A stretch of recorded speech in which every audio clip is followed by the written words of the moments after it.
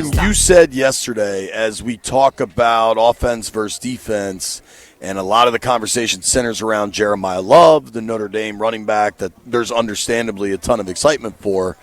You said, doesn't a receiver make more sense if you're going to go offense? Doesn't a receiver make more sense? Yeah. Source tells me that the Commanders last night, I believe, interviewed Ohio State wide receiver Carnell Tate. Oh. And I can't stress enough, they're going to interview. They interviewing everybody. A ton of people. Yeah. But I think maybe they're thinking like you. if we are going to go offense, maybe it makes sense to take a look at the receiver position. And obviously, Terry McLaurin is a huge part of the operation in Washington. Mm-hmm. But contractually, there's only guaranteed money on that deal this year. Yeah, they don't just deal with. Terry's going to be 32. They are not going to just deal with this thing based off of this year. They're going to be looking at what's going to be happening in the years to come. And I think you got to kick the tires on everything. Yeah. Agreed. And so we'll see, man. And right now, I wouldn't draw too many conclusions. This is just the business of football, as Dan Quinn likes to say. Mm-hmm. But it all kind of adds up to me what they're trying to do here. And I do think if they are considering IMG. Offense, is he? I bet you Bria know him. I bet she does. Yep. That was Bria's business, right? Mm-hmm. Carnell Tate, for what it's worth, also really, really freaking good. And you know what? As the NFL draft gets older and older, because you have more players playing for COVID changed everything in college football, right? Now, guys get to stay in college for 5 seasons. You don't miss any time when you transfer anymore. You got more and more guys appealing for 6 years, all this stuff, right? Yeah, guys start to get sued, too, for that. All kind of moving. Go ahead. Well, dude, eventually there's going to be a big-time lawsuit by a player that's like, yo, this is my job. What do you mean I can't keep playing? Because but it's a college thing. But I just read a thing this morning, quarterback getting sued because he left and he signed a 2-year deal and he left and he had a buyout. I'll pay you $1 million if I leave. And guess what? He hadn't paid. Well, I mean, sure. There's going to be – these are contracts. I think Duke sued their quarterback because he was trying to transfer to, Florida or whatever it may be. But what does stand out to me, so Carnell Tate, 6'3", 200 pounds, 195, whatever you want to say. That's size Washington doesn't have. And he's young, dude. You know what I mean? Most of these dudes getting drafted now, you got more 24, 25-year-olds. This is a guy that's 3 years removed from high school and going pro and is going to be a top 15 pick anyway. And there's less and less guys that come out. One, because of the money on the college level, right? And the money is real. But two, because there's not that many guys that are awesome.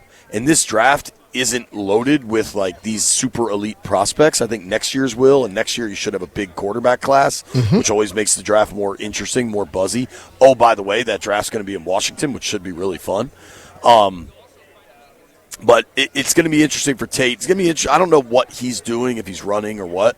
But, dude, in his 3 years in Columbus, he went for this past season, 51 catches, 875 yards, 17 yards per catch, 9 touchdowns. And as good as Ohio State is, I don't know that their quarterback play has been excellent. So, just exciting. Washington continues to bring guys in, and I think it's smart. Totally. Hardly says it's a lock that's who's coming to town, but certainly interesting. They're going to meet with a lot more people, and then we'll be, it's just they're going to meet with everybody, every position. You got to figure it out. Yeah, for sure. Yeah.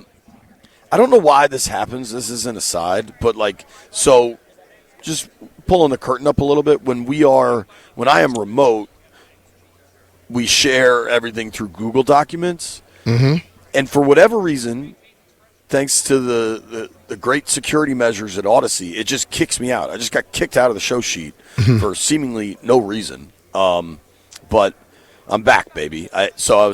We don't have a read here. It's basically what I was checking. 11:40. 11:40. Yeah. Thank you. I think this combine is interesting. I think the real meetings going on are probably about free agent pass rushers. I think that's top of the list for Washington. And what will the costs be? Because I think the costs are going to be significant. And I think the biggest question mark is Trey Hendrickson. And I think he's going to have a real market. One thing, talking with folks last night, as the Colts have to try to figure out their plan with Daniel Jones and Alec Pierce, there's a lot of teams interested in Alec Pierce, B. Yeah. And you don't get speed and productivity available in free agency and youth all that often. Yeah, I listen, man. When we started talking about him and you look at his size, his speed, and what he could do, and we were like, yeah, we should go after him. I'm like, okay, us and who else? Because a guy with that ability will not just go with one team having interest. Everybody going to have interest in him. And when that interest starts to come from – you get more than one team, price goes up. You get 4 or 5 teams, 6 teams, it go way up. Yeah, man. I mean, if you are Alec Pierce's representatives, you're chilling. You want everybody. Sit back and relax, baby. We're gonna serve chicken parm with mashed potatoes to the whole damn NFL, man. The other thing, we talked about this briefly yesterday. Tremaine Edmonds. I don't think maybe somebody trades for him. I kind of think he hits free agency. You think Washington be interested there? They kick the tires. I mean, you got to improve positions. So you got to, just like they're meeting with all these different people coming out, they got to meet with everybody and just kick the tires and figure out what's the possibilities. The other thing I've heard kind of reported, like repeatedly, is I think a lot of things could change on that Minnesota Vikings defense. There was a report Javon Hargrave is available for trade. I don't think anybody's trading for him. I wonder what's going to happen with John Allen up there. If John sticks around in Minnesota, there's no guarantees left on that deal. I don't think John's coming back to Washington. I'm just saying, like, you wonder, Durante Jones coming from Minnesota, what of those Vikings pieces could emerge in other places. And I think, like, I'd almost be shocked if we get to August and Durante hasn't added somebody from Mini. Yeah. Like, somebody's going to be – he's going to have at least a player from there. I'll go out on a limb and say that. Yeah, I agree with you. Quick break. Cynthia Freeland. You know what number Carnell Tate wears, right? I do. Yeah. I do. There's some irony there. Although I don't think Terry wore 17 at Ohio State. I'm going to confirm that real quick. So Carnell Tate wears 17 at Ohio State. Yeah, Terry wore 83, I think. I'm not saying that at Ohio State. I'm just saying he wears 17. Well, some people love 17. They love their number that they wear. I don't think he's getting it here.